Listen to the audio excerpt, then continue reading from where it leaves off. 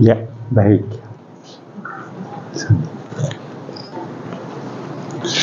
Lo sư ông, lo sư Hayono, Wan Sang Hao.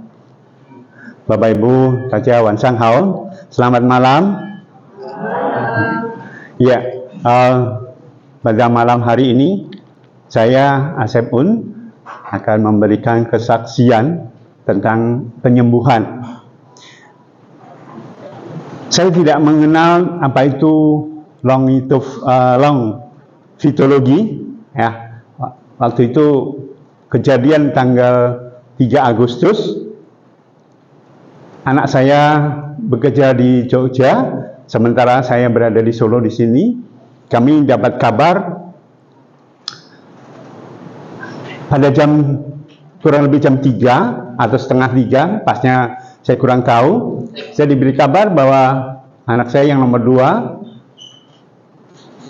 itu tidak sadar mulai dari jam setengah 3 atau jam 3 gitu sampai dengan jam 8 malam.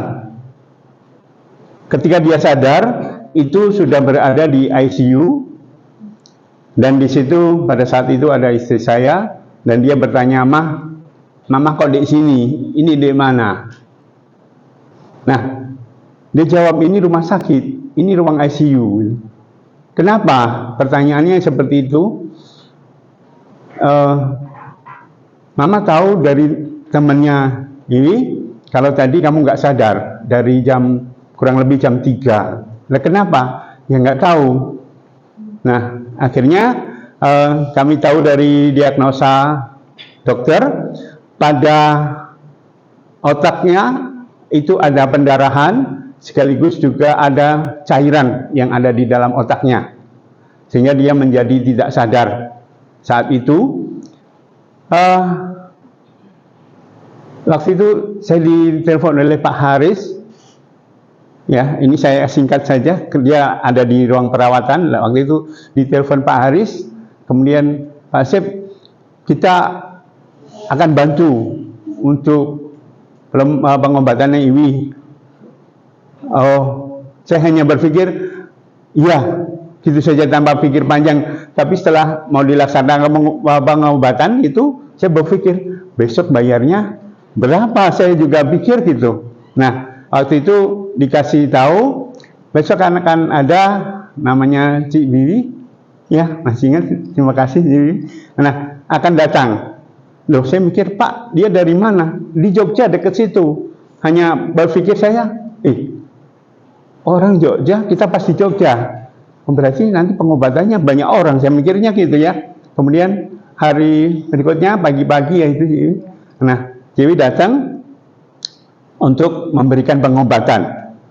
Saya nggak tahu apa itu longitudinologi. Ya, pokoknya saya diam aja, ia mengiyakan saja. Kemudian berangsur pengobatan, kemudian berikutnya inilah teknologinya.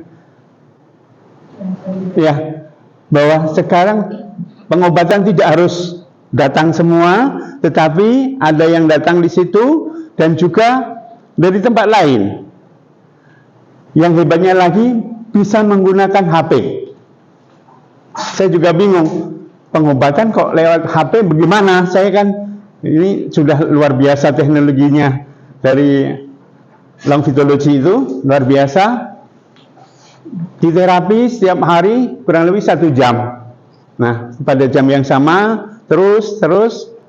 Nah, luar biasanya lagi, saya bersyukur pada Tuhan. Ketika itu didiagnosa oleh dokter, ini pengobatannya pengobatan rutin sampai dengan 4 bulan.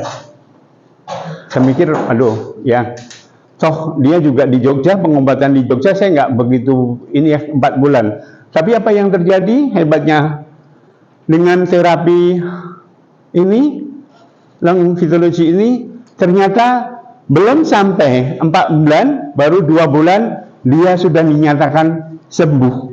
Terima kasih untuk longitudinologi yang telah memberikan pengobatan. Saya bersyukur. Dan pada saat itu juga pada bulan November kemarin dia dipindah balik ke Jakarta. Jadi bulan Agustus, 3 Agustus dia di Siloam, Jogja.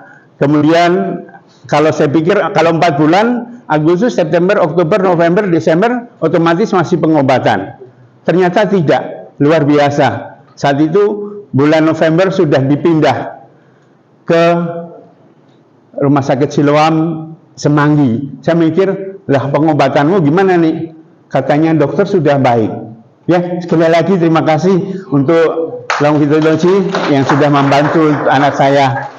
Dari situlah saya berpikir, kalau ya anak saya pengobatan 4 bulan dalam waktu yang singkat 2 bulan sudah bisa sembuh, ini betapa luar biasanya. Yang hebatnya lagi, ini para terutama CVV kemarin, kemudian juga tim-tim yang lain, saya nggak tahu siapa-siapa karena yang dikenalkan oleh Pak Haris hanya CVV. Nah, yang datang ketemu saya pada saat itu, nah itulah yang menjadikan saya terus saya berpikir, berarti saya harus ikut karena sosialnya yang begitu tinggi ini luar biasa.